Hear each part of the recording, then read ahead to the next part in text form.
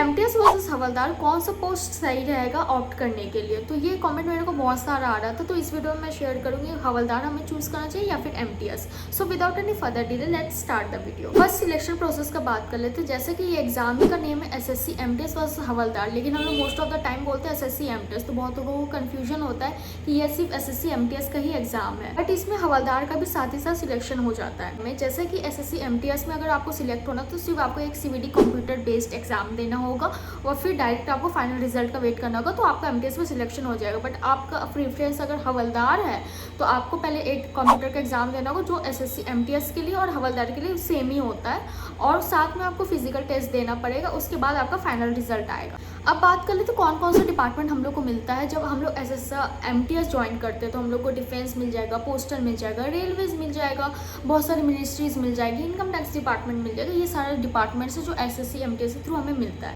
और as a हवलदार आप selected होंगे तो वो स्ट्रक्चर फॉलो होगा सीबीआईसी या फिर सीबीएन के तहत। Let's talk about salary portion. तो ये जैसा कि लेवल 1 का जॉब है जिसमें बेसिक पे आपका 18,000 होता है, और फॉर एमटीएस और हवलदार दोनों का सैलरी लगभग सेम ही आता है, 500,000 का फर्क हो सकता है, और ये डिपेंड करता है सिटी टू सिटी पे, पर मोस्ट ऑफ द टाइम ये सैलरी सेम होता है जो रेंज करता है 28 से 32K के बीच में। अब बात कर लेते हैं एमटीएस की जॉब प्रोफाइल के बारे में। तो मैंने पिछले वीडियो जॉब प्रोफाइल के बारे में बताया था। एज एमटीएस मेरा 1 साल होने को हुआ है, तो वो आप चेक कर सकते हैं अगर आपको एज एमटीएस ज्वाइन करना है। बट एमटीएस का ऐसा जॉब प्रोफाइल होता है जैसे कि आपको फार रिकॉर्ड मेंटेन करना पड़ेगा, कंप्यूटर वर्क हो जाएगा, इनवर्ड आउटवर्ड हो जाएगा, ये सारी चीज़ें जो मोस्टली डेस्क वर्क होता है वो एमटीएस का आपको करना होगा। हवलदार के लिए आपका टेक्स वर्क तो होता है, बट साथ ही साथ आपको ऑफिसर्स को असिस्ट करने के लिए बाहर भी जाना पड़ सकता है। अगर कोई इनकम टैक्स का कहीं पे भी जाना पड़े तो आप उनके साथ आपको वहाँ जाना पड़ेगा, या फिर कस्टमर असिस्टेंस देना पड़ेगा, या फिर सिक्योरिटी का काम करना पड़ेगा। इसमें आपका most of the time active lifestyle रहेगा और आपको फील्ड वर्क भी असाइन होगा। अब बात करें तो फिजिकल टेस्ट के बारे में जो एमटीएस के लिए नहीं होता, बट अगर आपको एज अ हवलदार ज्वाइन करना है तो फॉर द मेल्स आपको 157.5 सेंटीमीटर हाइट होना चाहिए। आपको वॉकिंग कंप्लीट करना है 1600 मीटर इन 15 मिनट्स, एंड आपका चेस्ट होना चाहिए 81 सेंटीमीटर आफ्टर एक्सपेंशन। और साथ में फीमेल्स के लिए वेट का criteria that is 48 kg and height is about 152 centimetre, और इसमें साइकिलिंग नहीं होता है। यूनिफॉर्म का बात कर लेते हैं। ऐसे एमटीएस मैं मेनली कुर्ती पहन के जाती हूँ, तो आप वो कुर्ती पहन के जाए जो फॉर्मल और डिसेंट हो, और आपका हेयर टाइड रहना चाहिए, ऐसे करके चले जाओ जो डिसेंट लुक हो ऑफिस के लिए वैसा टाइप का।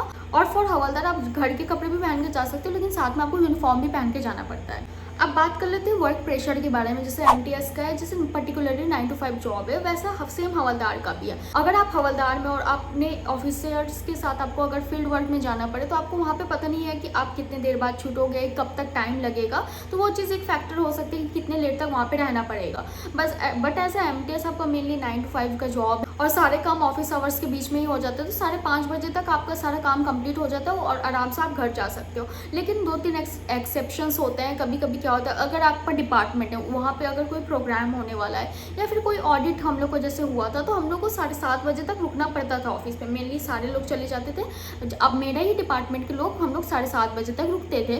तो वो चीज़ हो सकता है कि आपको लेट नाइट तक रुकना पड़े, अगर जब आपका ऑफिस का खुद का काम हो या फिर कोई प्रोग्राम हो इस वजह से। और मेन क्या होता है, ऑफिस की कार से वो लोग घर भी ड्रॉप कर देते, तो वो चीज़ का कोई प्रॉब्लम नहीं होता है। और हवलदार में वर्क प्रेशर हो सकता है कि अगर आप फील्ड वर्क कर रहे हो, ठीक है, तो अगर फील्ड वर्क कर रहे हो आप यहाँ से गए वहाँ गए और फिर रात में आके थक गए, तो फिर आपका पढ़ने का मन नहीं कर सकता है। बट एमटीएस में मेनली डेस्क वर्क है, पूरे दिन बैठ के रहना है, नॉर्मल काम है, इतना भी काम नहीं होता है। अब बात कर ले तो प्रमोशन के बारे में, तो ये फैक्टर को तो कंसिडर करना ही नहीं है कि प्रमोशन कब होता है कब नहीं, इसके बारे में तो जानो भी नहीं तो चलेगा, क्योंकि ये 5 से 7 साल होता है, तो इसमें कोई इंटरेस्ट ना ही रखो तो ज़्यादा बेहतर है। तो मेनली दोनों में स्लो प्रमोशन है, मैं तो यही बोलूँगी। बात कर लेते हैं ट्रांसफर्स के बारे में एमटीएस और हवलदार का। तो हाँ, ट्रांसफर्स अलाउड है, बट कुछ डिपार्टमेंट में ट्रांसफर्स नहीं हो सकता है। बट हमारे डिपार्टमेंट में ट्रांसफर हो सकता है। एक होता है म्यूचुअल ट्रांसफर और एक होता है आपके रिक्वेस्ट करने पर ट्रांसफर, जो 2 साल के प्रोबेशन पीरियड कंप्लीट करने के बाद आप अप्लाई कर सकते हो ट्रांसफर के लिए। अब बात करें तो ऑफिस आवर्स के बारे में, जो एमटीएस का वो 10 to 5:30 का जॉब है, मेनली 7.5 घंटा आपको कंप्लीट करना होगा। हवलदार का भी सेम है, बट ये कभी कभी वैरी कर सकता है, कभी कभी नाइट शिफ्ट भी हो सकता है हवलदार का। और लास्ट फैक्टर की बात कर लेते हैं, दैट इज स्टडी टाइम। तो हाँ, एमटीएस में बहुत बहुत सारा स्टडी टाइम मिल जाता है। अगर आपका 7.5 घंटा ऑफिस है तो मुश्किल से आपका 3 घंटा काम होगा, 4 आवर्स में आप 1 घंटा चलो लंच के लिए भी निकालते तो 2-3 घंटा आराम से निकल जाता है पढ़ाई का। हवलदार में भी ऐसा टाइम हो सकता है, लेकिन अगर आपको ऑफिसर्स के साथ बाहर जाना पड़ा तो वो दिन दूसरा होगा, आप थक भी जाओगे, घर आने के बाद आपको पढ़ने का भी मूड नहीं करेगा।